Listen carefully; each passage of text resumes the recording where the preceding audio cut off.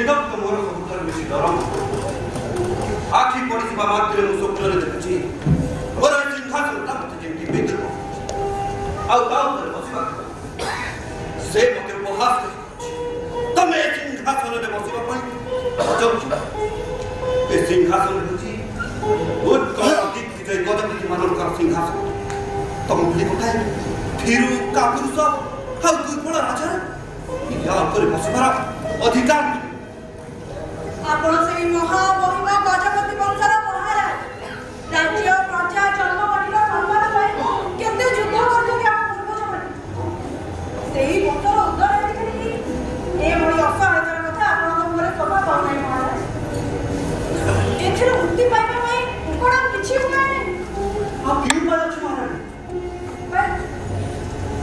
हां उपाय अछि महाराज बक्सी बक्सी बक्सी तो निया संगे खेल आरंभ कर देछथि महाराज से इंग्रज मानक विरुद्ध रे युद्ध घोषणा करछु दले दल बेहरा पांच मान को एकत्रित करी बाणपुर रे इंग्रज मानक ऊपर आक्रमण करछु आपण सत कहउछथि महाराज बक्सी युद्ध आरंभ कर देछथि हम इंग्रज मान को मारी हानि समान को सेना को जाली पड़ी झारखा कर देछु ओ फिर भी सन्नत करछु फिर भी सेना दक्ष लीडर धन करछि मत चाहिए बाणों को छाड़ चली जाए ये तो बड़ा सुसंवाद महाराज सुसंवाद दुहे महाराज या उत्तर बड़ा सुसंवाद या पर इंग्रज मानकर उपदृष्टि पड़िबो आमु ए विद्रोह प्रति अपन समर्थन अछि पई केते मिलते की काटो फेबे ताहा कहिबो इंग्रज मु कोन बक्सी का बड़ी है बक्सी का भक्ति कोन आपनकर शक्ति नुहे महाराज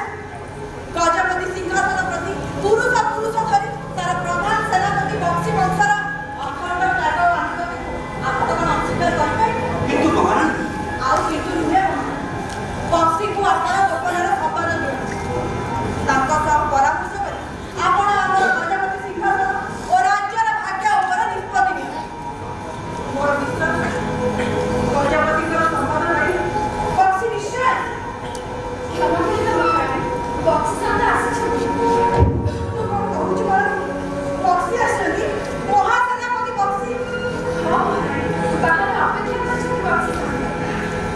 जाओ बक्सी को ससन माने ले ए सुमन बक्सी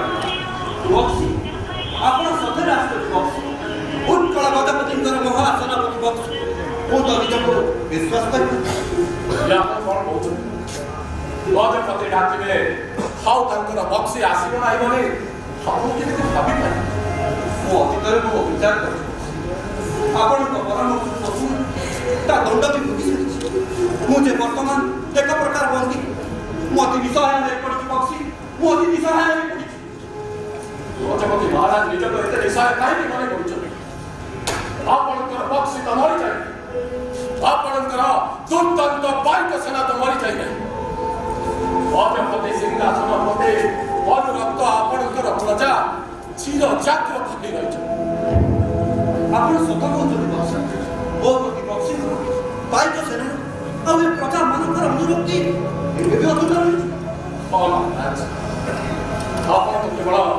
गजपति महाराज आपण के ठाकुर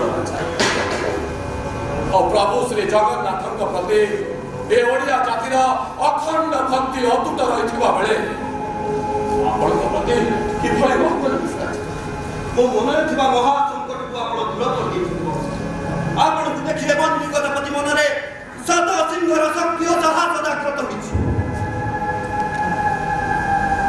तमे भी पक्षात जाओ अति आनंदर कथा जे जातिर ए चरम विपत्ति गजपति महाराज और महासेनापति बक्सी राज्यर ए महा संकट दूर करबा पई एकाठी बसी मंत्रणा गजपति महाराज और महासेनापति बक्सी राज्यर ए महा संकट दूर करिया पई एकाठी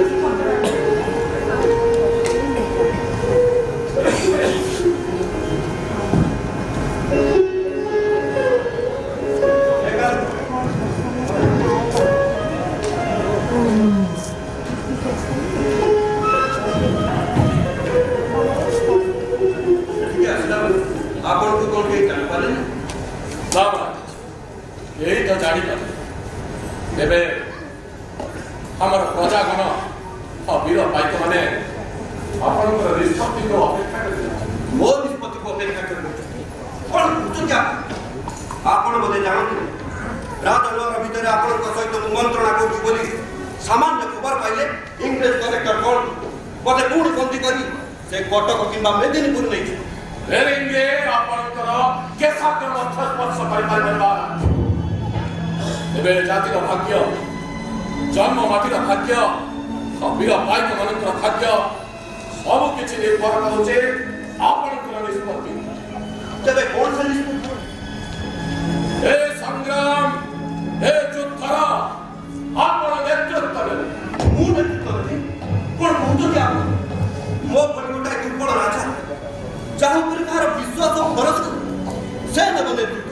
ଏ ମାଟିର ଦୁର୍ଦ୍ଦଶ ମହାସେନାପତି ପାଇକମାନଙ୍କର ମୌଡ଼ମଣି ବକ୍ସି ଜଗବନ୍ଧୁ ଥାଉ ଥାଉ ମୁଁ ନେତୃତ୍ୱ ନେବି। ହଁ ମହାରାଜ, ଏ ସଂଗ୍ରାମୀ ବିପ୍ଳବର ଆପଣ ହିଁ ନେତୃତ୍ୱ ନେବେ। ଆଉ ଯେଉଁ ବକ୍ସିର କଥା କହୁଛନ୍ତି ମହାରାଜଙ୍କର ପାରମ୍ପରିକ ସେନାନାୟକ ଭାବରେ ମୁଁ ଏ ଯୁଦ୍ଧ ପରିଚାଳନା କରିବି।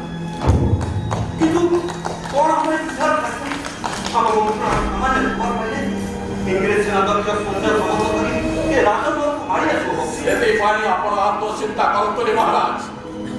ଏ ପୁରୀ ସହରକୁ ଆମର ସଶସ୍ତ୍ର ପାଇକମାନେ ଘେରାଉ କରି ରଖିଛନ୍ତି। ଯୁଦ୍ଧ ଆରମ୍ଭ ହେବା ମାତ୍ରେ ସେମାନେ ଫେରିଙ୍ଗକୁ ଏ ପୁରୀ ସହରର ମୂଳପୋଛ କରିଦେବେ। ଏସବୁ ମୋତେ ସ୍ୱପ୍ନ ଭଳି ଲାଗୁଛି ବକ୍ସି। ସତରେ ପୁଣି ଇଂରେଜ ମାନଙ୍କୁ ପରାସ୍ତ କରି ଏ ମୁକୁନ୍ଦ ଦେବ ରାଜ୍ୟ ଶାସନ ଭାର ଗ୍ରହଣ କରିବ? ନା, ମୁଁ ଏ କଥାକୁ କଳ୍ପନା କরি। କିନ୍ତୁ ଆପଣଙ୍କ ପ୍ରସ୍ତୁତି ଦେଖି ମୋ ଆଖି ଆଗରେ ନାଚି ଉଠୁଛି ଏକ ରକ୍ତାକ୍ତ ସଂଗ୍ରାମର ଦୃଶ୍ୟ। ରକ୍ତାକ୍ତ ସଂଗ୍ରାମ ନୁହେଁ ମହାରାଜ, ଏହା ହବ ଏକ ଭୟଙ୍କର ଲୋମହର୍ଷଣକାରୀ ରକ୍ତାକ୍ତ ମହାଗଣ ସଂଗ୍ରାମ। ଜାତି ବର୍ଣ୍ଣ ଧର୍ମ ନିର୍ବିଶେଷରେ ସମଗ୍ର ଓଡ଼ିଆ ଜାତି ଏକ ହୋଇ ଫିରିଙ୍ଗିମାନଙ୍କ ବିରୁଦ୍ଧରେ ଯୁଦ୍ଧ କରିବେ। ଫିରିଙ୍ଗିମାନଙ୍କ ମାରି ହାଣିବ ରାଜ୍ୟକୁ ବିତାଡ଼ିତ କରିବା। ପୁଣି ଥରେ ଉତ୍କଳ ମାଟି ଆମର ସ୍ୱାଧୀନ ହେବ। ଉତ୍କଳର ଆକାଶରେ ଉଡ଼ିବ ଏ ଜାତିର ବିଜୟ ପତାକା। ଆଉ ଏଥିରେ ଉତ୍ସାହିତ ହେଇ ସମଗ୍ର ଦେଶରେ ଜଳି ଉଠିବ ବିପ୍ଳବର ନିଆଁ।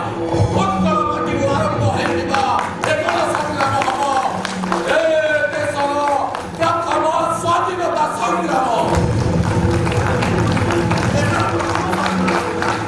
ଏସବୁ ଆପଣ କ'ଣ କହୁଛନ୍ତି ବକ୍ସି? ଏ ଅସମ୍ଭବ ଘଟଣା କ'ଣ ସତରେ ସମ୍ଭବ? ହଁ ମହାରାଜ, ଉତ୍କଳ ଜନସାଧାରଣଙ୍କର ଏ ଗଣ ସଂଗ୍ରାମ ହେବ ଏ ଦେଶର ପ୍ରଥମ ସ୍ୱାଧୀନତା ସଂଗ୍ରାମ। ଏ ଦେଶର ଇତିହାସରେ ରକ୍ତାକ୍ଷରରେ ଲିପିବଦ୍ଧ ହେଇ ରହିବ ଏ ସଂଗ୍ରାମର ବିଜୟ ଗାଥା। ଏବେ ବକ୍ସି ଏ ରାଜ୍ୟର ହୃତ ଗୌରବ କିଭଳି ଫେରାଇ ଆଣିବ ସେଥିପାଇଁ ଆପଣ ପ୍ରଭୁ ଶ୍ରୀ ଜଗନ୍ନାଥଙ୍କ ପାଖରେ ପ୍ରାର୍ଥନା କରନ୍ତୁ। ତେବେ ଠିକ୍ ଅଛି ବକ୍ସି, ଏବେ କୁହନ୍ତୁ ମୋତେ କ'ଣ କରିବାକୁ? ଏ ଯୁଦ୍ଧ, ଏ ସଂଗ୍ରାମ ଗଜପତି ମହାରାଜ ମୁକୁନ୍ଦ ଦେବଙ୍କ ନାମରେ ଚାଲିବ। ତାଙ୍କର ପ୍ରଧାନ ସେନାନାୟକ ଭାବରେ ଓ ଏ ଯୁଦ୍ଧ ପରିଚାଳନା କରିବେ। ଜନ୍ମ ମାଟିର ମୁକ୍ତି ପାଇ ବୀର ପାଇକମାନେ ଇଂରେଜ ବିରୁଦ୍ଧରେ ଯୁଦ୍ଧ କରିବାକୁ ମହାରାଜଙ୍କର ଏକ ହୁକୁମନାମା ଜାରି ହେବ। ମହାରାଜମାନଙ୍କର ରାଜା ଖଣ୍ଡପତିମାନେ ଆମକୁ ସବୁ ପ୍ରକାରର ସାହାଯ୍ୟ ସହଯୋଗ କରିବା ପାଇଁ ମହାରାଜଙ୍କର ଆଉ ଏକ ହୁକୁମନାମା ଜାରି। ଗଜପତି ମହାରାଜ ଇଂରେଜମାନଙ୍କ ବିରୁଦ୍ଧରେ ଯୁଦ୍ଧ ଘୋଷଣା କରିଥିବା କଥା ଜାଣି ପ୍ରବଳ ଉତ୍ସାହ ଉଦ୍ଦୀପନା ସହିତ ସମଗ୍ର ଓଡ଼ିଆ ଜାତି ଅବୀର ପାଇକମାନେ ଯୁଦ୍ଧ କରି ବସିବେ। ଆମେ ଭାବୁଛେ ଆମର ଏ ସମ୍ମିଳିତ ଶକ୍ତିକୁ ପ୍ରତିହତ କରିବା ଫିରିଙ୍ଗିମାନଙ୍କ ପକ୍ଷରେ ଆତ୍ମସମ୍ଭବ ବୋଲି ମହାରାଜ। ତେବେ ମୁଁ ସମ୍ପୂର୍ଣ୍ଣ ପ୍ରସ୍ତୁତ ବକ୍ସି। ସମସ୍ତ ପ୍ରକାର ପରିସ୍ଥିତିକୁ ସାମ୍ନା କରିବା ପାଇଁ ମୁଁ ପ୍ରସ୍ତୁତ। ପ୍ରଭୁ ଶ୍ରୀ ଜଗନ୍ନାଥ ଆପଣଙ୍କୁ ସଜସ୍ୱ ସାହସ ଓ ପରାକ୍ରମ ଦିଏ। ଯୁଦ୍ଧରେ ଇଂରେଜମାନଙ୍କୁ ପରାସ୍ତ କରି ଆମ ଜନନୀ ଉତ୍କଳ ଆଉ ଏ ଗଜପତି ସିଂହାସନ ଆମ ରାଜ୍ୟର ପ୍ରିୟ ପ୍ରଜାଙ୍କୁ ଆପଣ ମୁକ୍ତ କରନ୍ତୁ। ମହାରାଜ